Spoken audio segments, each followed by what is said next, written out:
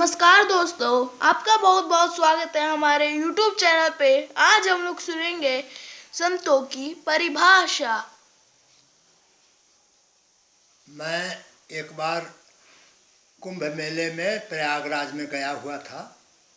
वहाँ संत जी के कहने पर जो बड़े महाराज थे, मैं मंच पर बुलाया गया और मैंने एक प्रश्न किया आम लोगों से कि भाई आप जहाँ जाते हैं देवता का पैर छूते हैं, कोई संत आया तब पैर छूते हैं, कोई वरिष्ठ व्यक्ति आया तो उसका पैर छूते हैं, क्या आपको किसी ने सिखाया है? क्यों ऐसा आप करते हैं? तो लोग बताया कि ये सब तो हमने विचार किया नहीं। तो हम कहे अब सुनिए, हम बताते हैं। यह इसलिए किया जाता है कि संत जब अपने साधना में लिप्त रहता है तो उसके साथ उसके शरीर में सतोगुणी वृत्तियाँ बहुत तेजी से प्रकाशित होती हैं। तो वह शक्ति इनमें कितनी निहित है, कितना संग्रह है। अगर संग्रह ज़्यादा होती है तो दाहिने पैर के अंगूठे से यह ज़्यादा प्रवाहित होती है शुरू में। तो वह अगर स्पर्श कर जाएगी तो हमारी साधना भी पर्याप्त हो जाएगी। इसीलिए उसको प्राप्त करने के लिए पैर छूने की प्रथा चलाई गई। अब इसके साथ यह भी जानिए कि एक कहावत है कि पानी पिए छान कर, गुरु करे जान कर। अमूमन देहातों में लोग कह देते हैं। तो गुरु जो करते हैं, आप संत कथा, किसी कथा को सुनने जाते हैं तो उसमें भी संत जी रहते हैं।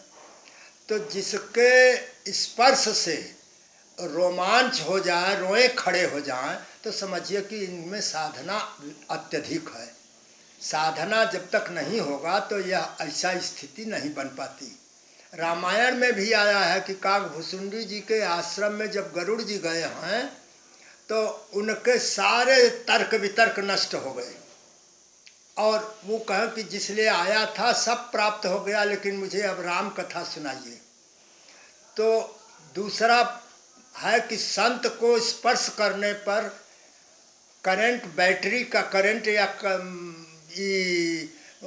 जो हल्का फुल्का करंट लगता है, वैसा करंट इस शरीर में स्पर्श करते ही लगने लगता है। तो समझ लीजिए कि इनमें सतोगुणी वृत्ति के काफ़ी तत्व समाहित हैं।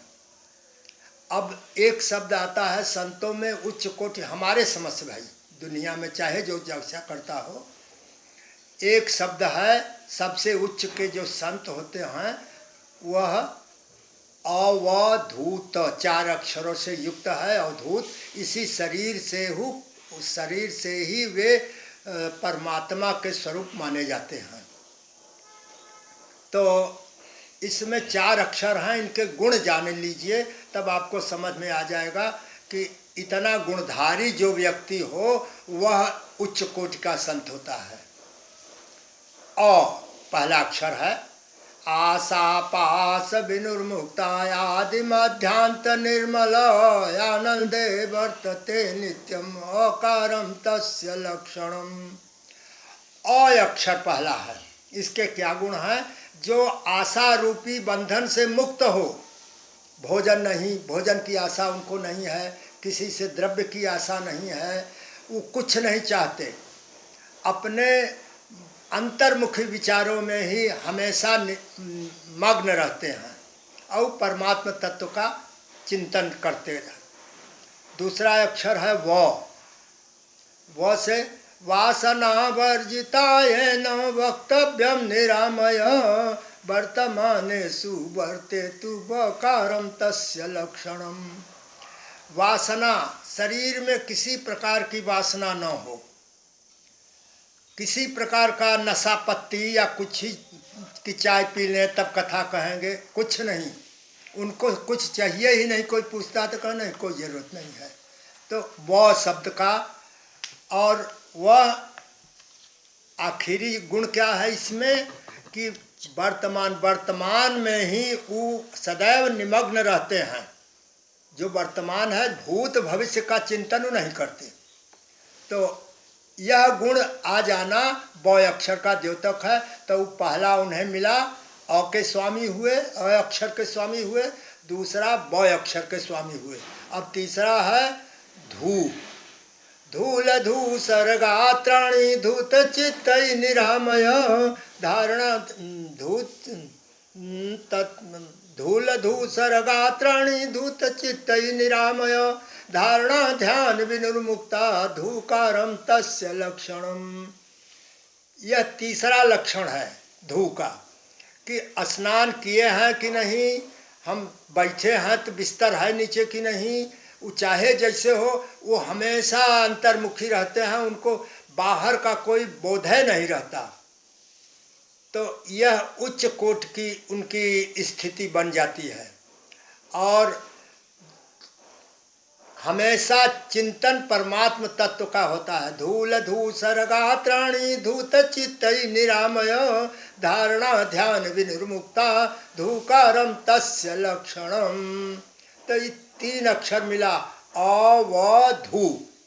अब तो आया तो तत्व चिंता धृताय न चिंता चेष्टा निरामय तमोहंकार विनिर्मुक्ता तकारम तस्य लक्षणम। वो ये निर्लेप भाव से रहते हैं, उनको किसी चीज से मतलब नहीं, उस परमात्म तत्व के चिंतन और उसी में दिमाग उनका सदैव रहता है, इसलिए वो अपने शरीर को भी भूले रहते हैं।